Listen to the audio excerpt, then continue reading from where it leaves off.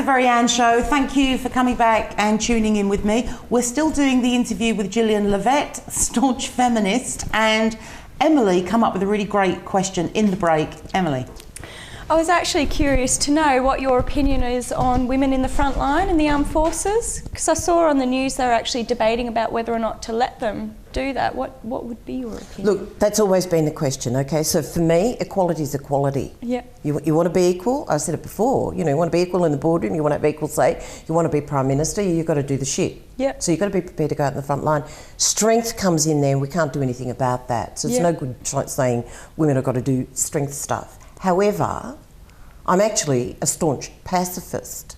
So I think everybody should come in off the front line. Yeah. That's the equality I would be looking for, is we all come in off the front line. Make we peace, don't do not war war. anymore. And my other one is, I think men should wear mascara. They should come a little bit more towards us. So, you know, they should spend a bit of time in front of the mirror and they should have to lug. My luggage went over and I said to them, you should let me have more. I'm a woman.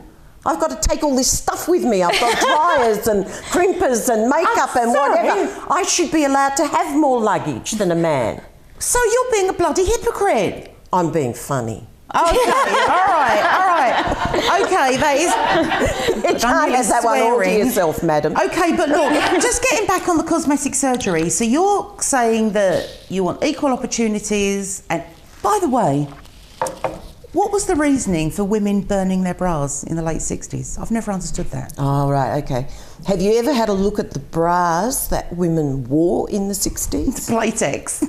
No. The shaped ones. Nothing to do with the shape of a woman. They were rather like something Madonna wore in one of her film clips. Yeah, pointy like this. So your breasts like that inside it, and there's this point. And so, twin sets were in vogue. So what you got was tits, then the female. So of course guys looked at the tits, and so the women's movement said we want to stop being considered sex objects. We want to be considered people, thinking, brainy, clever people with a contribution to make. So we'll get rid of those sort of bras. And it was those sort of bras that they were burning. They were burning their image. Oh my God, I love it when guys look at my tits. I don't mind at all. For guys talking to my breasts, go for your life, mate. Gives you that really, bit of an I don't ego mind boost, at all. doesn't it? I really want them to listen to the...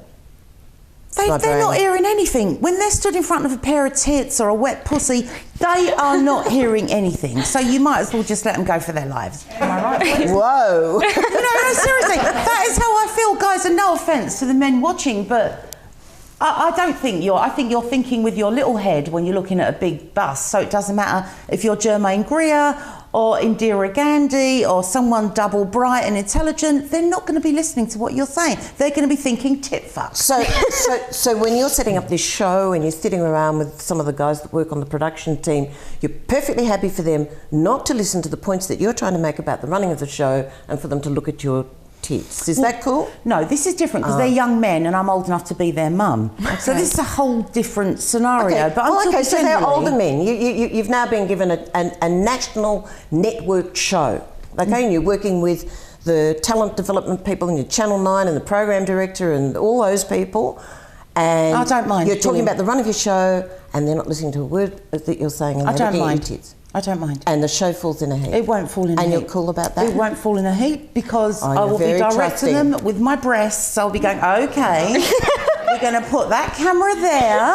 You should direct them with your bosom. I've got absolutely no problem And if I can make the whatsoever. point, you're going to be lucky to get the show in the first place. You can't just say to you, Emily, lovely, attractive young woman, have a look. You want to see discrimination?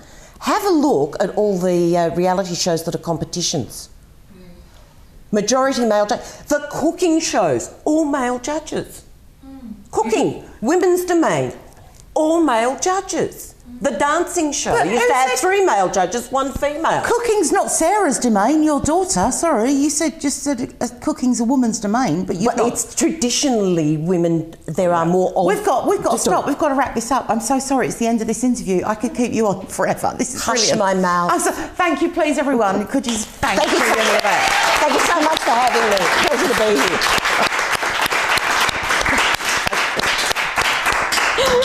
See you can see why I asked Gillian to come up and be a guest on the show, because I just adore going into verbal combat with her.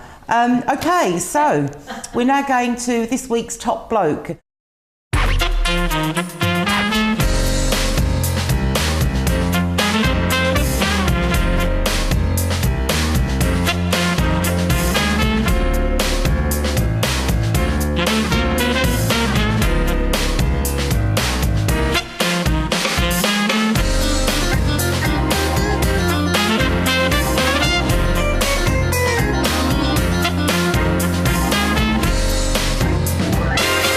Watched the past couple of weeks, you'll be aware that this nomination goes to a man in Brisbane who has done a good deed to a woman. Okay, someone who is chivalrous, Gillian, and who's not frightened.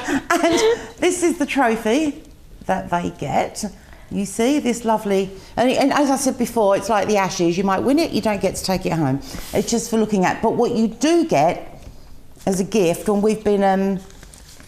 we've got friends of the Very Ann Show, and it's Hoppy's Hand Wash Cafe, and they have donated a voucher each week, and this actually gives the winner a super wash. So that means whoever wins this week's nomination gets to sit at Hoppy's Hand Wash Cafe, which, by the way, is located at Toowong, Norman Park and Bowen Hills, and you get to sit there, relax, read the paper while your car is valeted inside and out. So let's go now and talk about this week's nomination. We're not doing 2 this week. I've decided we're just going to have 1 a week, and I'll decide who the winner is. So I decided to get really bossy. And this week's chap is called Wayne. Have we got a picture of Wayne? So this is Wayne. Now, as you can see by lovely Wayne, he works for Redlands Pest Control, which is a termite and obviously pest company. And he got talking to an old lady. This old lady contacted the show through Facebook, so this is how you let us know. Her name's Sarah, and Sarah said that she lives in some sort of sheltered accommodation, some sort of halfway house. Couldn't quite get the gist of it, but essentially they had termites, and which would just absolutely run rampant throughout the house, and she couldn't afford, because she was part responsible, to get the treatment done. And it happened to be telling Wayne. Wayne went to his boss, Arvi, at Redlands Pest Control, and Arvi said, OK, Wayne, this is what we'll do. I'll tell them to pay for the chemical, and Wayne said, I'll do the work for nothing. So Wayne went round to this lady's house and laboured, sorting out the termite, whatever it is they do. All she had to do was to pay for it. So, hey, Wayne, I don't know what your second name is. You're a lovely man. You're this week's Top Bloke. That's great. So, you see, Gillian, it's nice, isn't it? Acts of kindness by men. I know this goes against the grain for you, doesn't it? I love men. I love men, just not in my house. No, that's cool.